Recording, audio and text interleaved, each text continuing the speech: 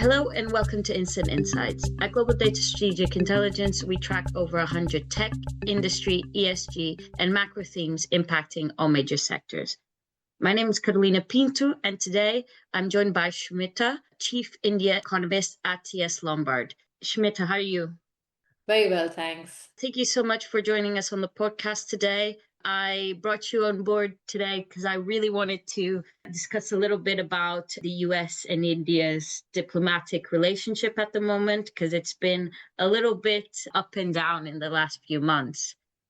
Just to catch up the audience on what's been happening, earlier this year, the Trump administration imposed a 25% tariff on Indian imports into the US. And then later in August, this was increased by another 25% on imports except for copper, pharmaceuticals, semiconductors, smartphones, laptops, and other products as well. This second tariff, so the extra 25%, was introduced as a retaliation for India buying Russian oil. However, realistically, it's not really a 50% tariff on all goods, because the exemptions I just mentioned cover a significant portion of India's imports into the US. So I just wanted to ask you kind of to walk us through this relationship, why the second tariff came in, and how the US-India's relations are at the moment. Right. So as you mentioned, there have been a lot of ups and downs, a lot of volatility in the relations this year because of the tariff that the US is imposing in order to reduce its trade gap with India.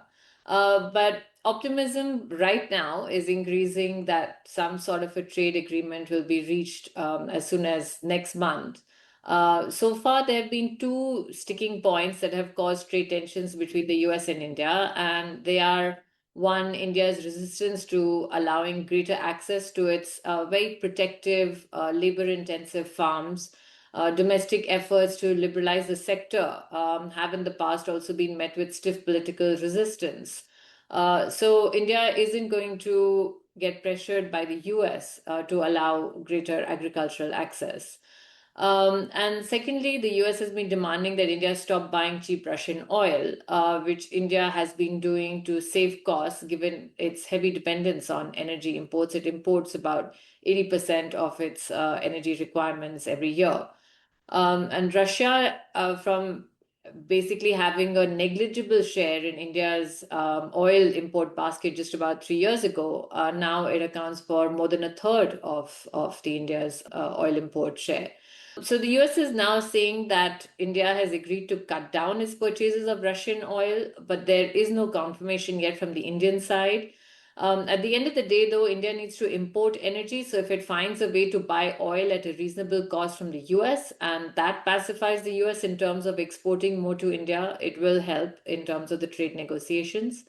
The key issue, of course, as I mentioned, is that the US wants to reduce its trade gap with India. And for its part, India is highly dependent on the US because around 20% of its merchandise exports go to the US every year. And these hefty 50% tariffs on India are hurting Indian exports, especially from the labor-intensive sectors such as textiles, gems and jewelry that are not exempt from the tariff. And that in turn impacts job creation, which is already a worry for policymakers at home. And in fact, the latest trade data that we have for September, which was the first month since the 50% tariff kicked in, showed that India's exports to the US fell 12%.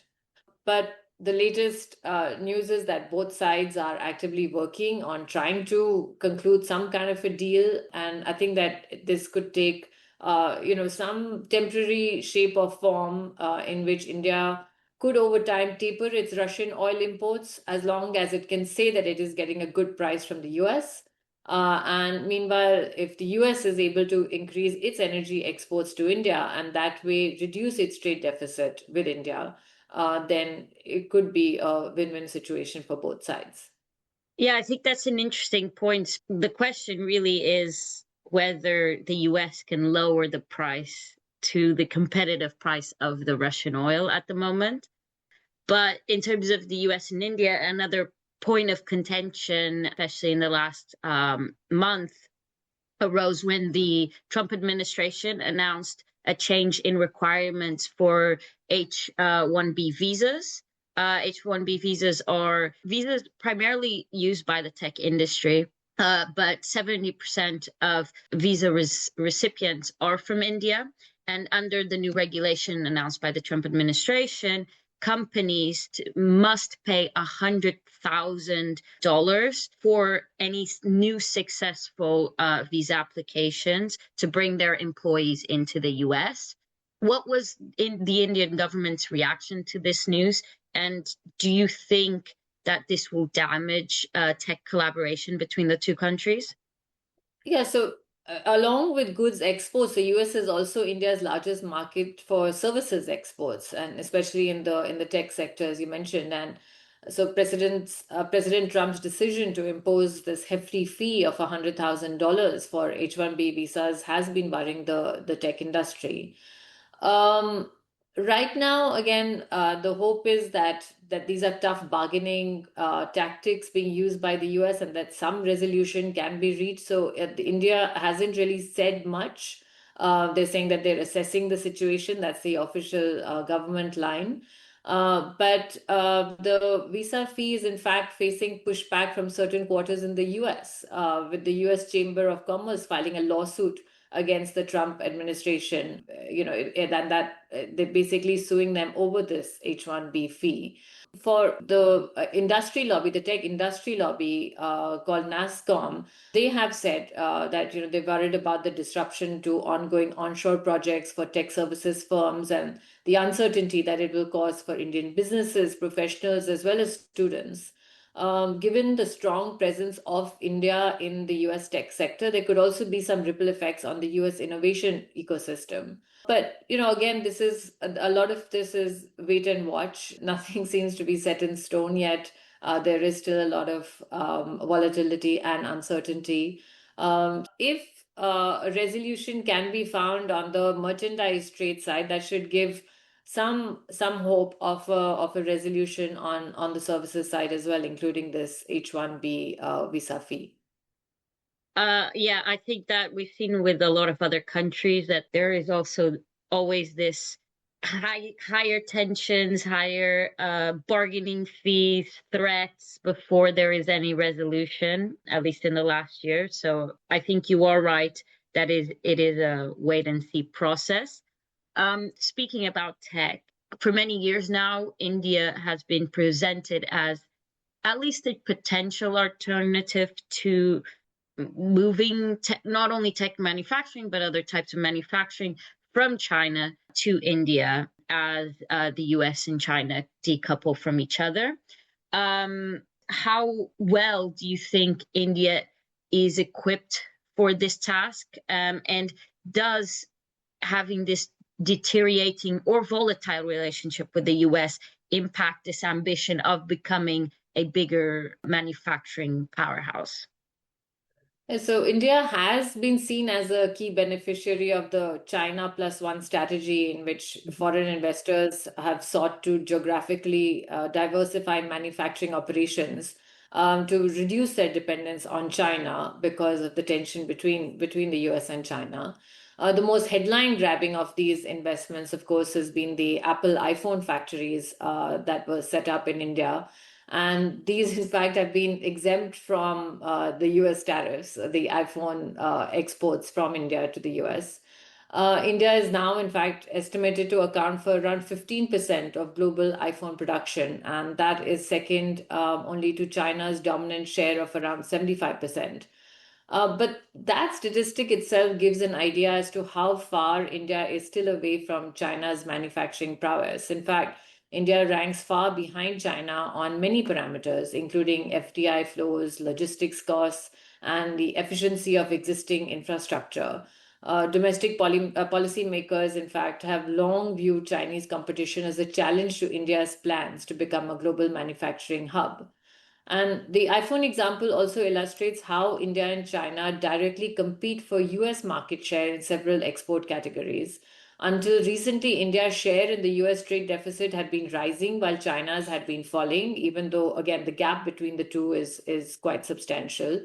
But the US tariffs have been complicating matters, and we don't know yet as to what the final outcome for either India or China is going to be. So it's hard to say who's going to really gain more from the tariffs that the US is imposing. For now, the tariffs on India are giving companies pause, and India was already not attracting large amounts of FDI inflows, and that task is becoming harder because investors aren't going to want to put money in until the trade tensions with the US ease. Yeah, I think we've seen that globally of FDI inflows kind of taking a dip whilst uncertainty persists. But beyond just those difficulties and difficulties around infrastructure, etc., India also has significant competition from other Asian countries in that chase of becoming Asia's manufacturing powerhouse. At the same time, the Chinese government is fostering quite a bit of closer diplomatic relationships with Indian neighboring countries, including Pakistan and Bangladesh, etc. In my view, to build, China-friendly alternative destinations. What is your view on this competition, both with between India and other potential manufacturing hubs, and how does Chinese influence this whole dynamic? Is this a threat to Indian economic growth, or is just this more of a factor of as companies leaving China, there's many opportunities? So I think that it's not the direct neighbors that India shares its borders with. So as far as manufacturing capabilities are concerned, I think that India is far ahead of Pakistan, for instance. Mm-hmm. And as far as Bangladesh is concerned, India does face competition for its textile exports, for instance. Bangladesh is a major Mm-hmm. textile producer and exporter. And I think that India has gained to some extent from the China Plus One strategy, but it has also not capitalized on some of the gains. And places like countries like Bangladesh, Vietnam have got hold of some of Mm-hmm. that share that has been exiting China. As far as China's relationship with India is concerned, the two countries have shared a politically unstable bilateral relationship historically, and the economic relationship is still heavily tilted in China's favor. And we have seen that border tensions flared up as recently as 2020 and 2022, and the thawing of relations has only really begun, about a year ago. Mm-hmm. But just as has happened before, ties can quickly sour. China and India share a 3,800-kilometer Himalayan border. Mm-hmm. And also China's proximity to Pakistan makes Indians wary. So we just had a conflict with Pakistan that was the most widespread conflict in 50 years, Mm-hmm. for a few days in May this year. And if you just look at the defense imports of both India and Pakistan, you will see how the diplomatic relations of the two countries have been developing in recent years. So while Pakistan has been moving closer to China, India has been working on improving its relations with the US and Western Europe. Mm-hmm. And the share of Chinese arms in Pakistan's military imports jumped from 27% at the turn of the century to 81% now. And 63% of China's total military exports go to Pakistan. Wow. India, in fact, is has been the world's largest arms importer until it was recently displaced by Ukraine. But it's the tensions with China and Pakistan that are the key driver of military equipment purchases by India. So, just to summarize, even though India and China are working on improving relations, we have to keep in mind that the relationship is deeply imbalanced. And China is a far more dominant power in what has historically been a checkered history of economic and geopolitical ties with India. Yeah, I think you've summarized it really well. And all of the three between India, China, US, there's a lot of moving parts at all times. And relations can really deteriorate or improve at any moment, really, especially in today's time. But thank you, Shumita, for taking the time to come on the podcast. And at home, thanks you guys for listening. And from us at Strategic Intelligence, see you next time.